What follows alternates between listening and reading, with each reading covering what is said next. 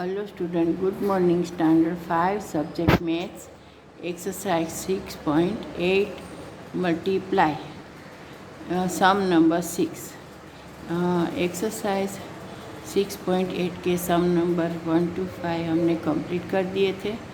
आज हम 6 से स्टार्ट करेंगे और ये क्या है, मल्टीप्लाई करने का है, फ्रैक्शन को मल्टीप्लाई करने का है। कि ये आगे भी आपको मैंने बताया था कैसे करने का है, आज भी बताती हूँ। देखो यहाँ पे क्वेश्चन है 8.2/5 मल्टीप्लाई 5/6।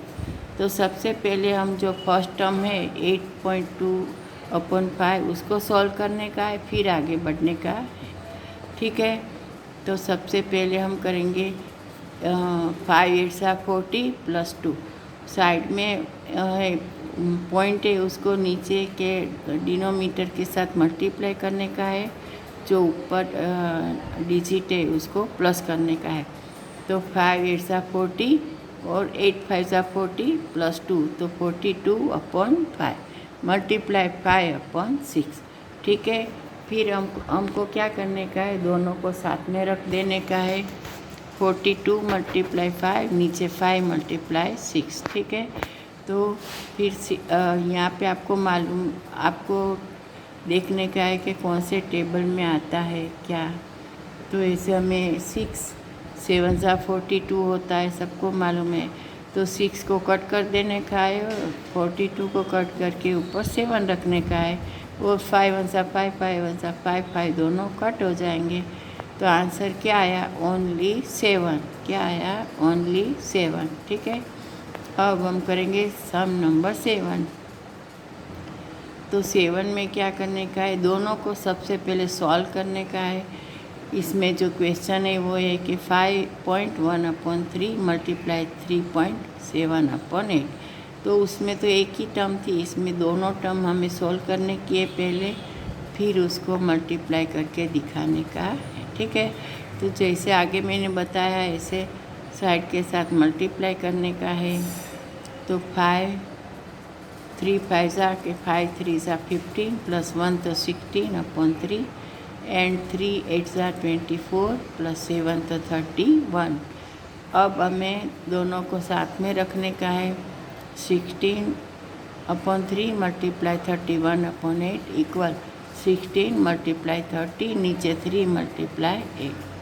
अब हमें देखने का कि इसमें कुछ 8 के टेबल में 16 आता है, सबको मालूम है। तो 8 1 8 8 2 16।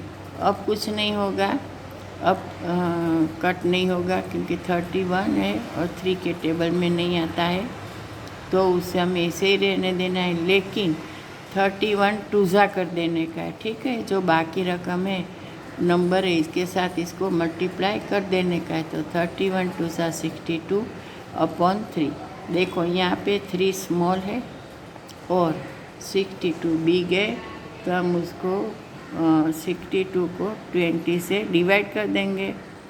तो 23 60 होता है ना, और 2 रिमाइंडर होता है, तो रिमाइंडर ऊपर जाता है और 20 है वो साइड में पॉइंट के प्लेस पे आता है। तो आंसर आया 20.2/3। ये किसका आंसर आया, सम नंबर 7 का। अब हम करेंगे सम नंबर 8। 10.1/5 मल्टीप्लाई 3.3/5। ठीक है, सबसे पहले मैंने आगे आपको बताया ऐसे इसको सॉल्व करने का है, फिर आगे स्टेप करने का है। ठीक है, तो 5 10 50 + 1 तो 51/5 एंड 3 5 15 + 3 तो 18/5। ये दोनों सॉल्व हो गए, 1 स्टेप फिनिश हो गया, कंप्लीट हो गया। इसके बाद का स्टेप है, दोनों को हमें साथ में रखने का है, जैसे मैंने यहाँ पे लिख के दिखाया है। 51 × 18 5 × 5।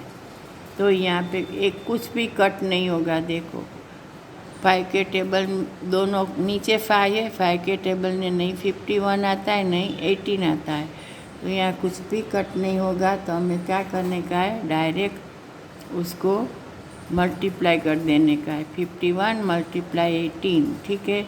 तो आप करके देखोगे तो आंसर आएगा 918 अपॉन 25। अब 25 स्मॉल है, 980, तो हमें इसे 918 को 25 से डिवाइड करने का है। जैसे मैंने एक डिवाइड करके दिखाया है, इसमें दो डिवाइड करके दिखाया है। दो 25 3 सा 75 किया है ना वो, और बाकी बच गए 1 और 6, तो ऊपर से आया 8, तो 25 6 150, और नीचे बाकी रह गया क्या 18, ठीक है।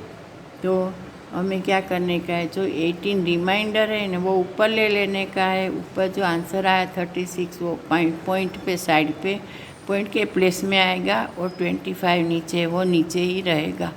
तो क्या आंसर आएगा 36.18 अपॉन 25। ये मैंने आपको मालूम हो कि कैसे ये आ गया, ऐसे एक करके दिखाया है। और ऊपर का तो दोनों है, कट नहीं हो सकता, तो आपको मालूम है कि उसका मल्टीप्लाई करने का है, ठीक है। तो ये सम नंबर हो गया कंप्लीट 8। अब हम करेंगे सम नंबर 9, ठीक है। तो सम नंबर 9 में है, हाँ, सम नंबर 9 में है कि 6.3 अपॉन 8 मल्टीप्लाई 2.3 अपॉन 4। तो 8 6 के 6 ऐसा 48 प्लस 3 तो 51 अपॉन 8, एंड 2 4 8 प्लस 3 तो 11 अपॉन 4। ये फर्स्ट स्टेप कंप्लीट हो गया। अब इसके बाद का स्टेप करने का है। क्या करने का है, तो दोनों को साथ में रखने का है। 51 मल्टीप्लाई 11, नीचे 8 मल्टीप्लाई 4, ठीक है। तो यहाँ भी ऐसा, ये कुछ भी कट नहीं होता है। देखो 11 8 के टेबल में नहीं आता, 51 भी नहीं आता 8 के 4 के टेबल में, तो कुछ भी कट नहीं होगा। तो डायरेक्ट क्या कर देने का है, मल्टीप्लाई। देखो यहाँ मैंने मल्टीप्लाई करके भी एक दिखाया है, तो आपको मालूम हो जाए कि क्या कैसे करने का है। तो क्या आंसर आया 561 अपॉन 32। फिर उसको 561 को हमने क्या किया है, डिवाइड कर दिया। तो क्या आंसर आया 17.17 अपॉन 32। फिर आगे है सम नंबर 10, ठीक है। यहाँ पे हमें सम नंबर 10 और लास्ट है वो हम करके देखेंगे। यहाँ पे देखो ओनली 21 ही फर्स्ट टर्म है, तो आपको मालूम है कि जब 21 है तो क्या करने का है, नीचे 1 रख देने का है।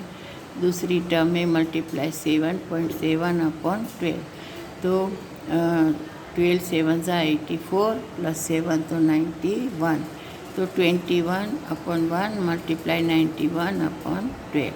तो यहाँ पे हम फिर साथ में रखेंगे, जैसे आगे मैंने दिखाया 21 मल्टीप्लाई 91, नीचे 1 मल्टीप्लाई 12। तो आपको मालूम है कि 3 4 12 ने 3 7 21, दोनों 3 के टेबल में आते हैं ना, इसीलिए हम कट कर सकते हैं। दोनों एक ही टेबल में आने चाहिए तो ही कट हो सकता है, और जिसका टेबल है वो नहीं आता, लेकिन 2 3 7 आता है।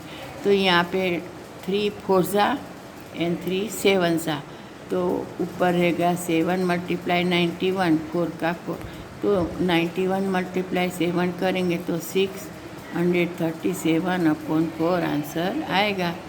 तो अब मैंने यहाँ पे डिवाइड करके दिखाया है कि 637 मल्टीप्लाई बाई 4, तो क्या आता है, ऊपर आता है 159, तो नीचे रिमाइंडर बच गया 1। मैंने जैसे आगे आपको बताया 1 रिमाइंडर है, डायरेक्ट ऊपर जाता है, 4 का 4 नीचे रहता है।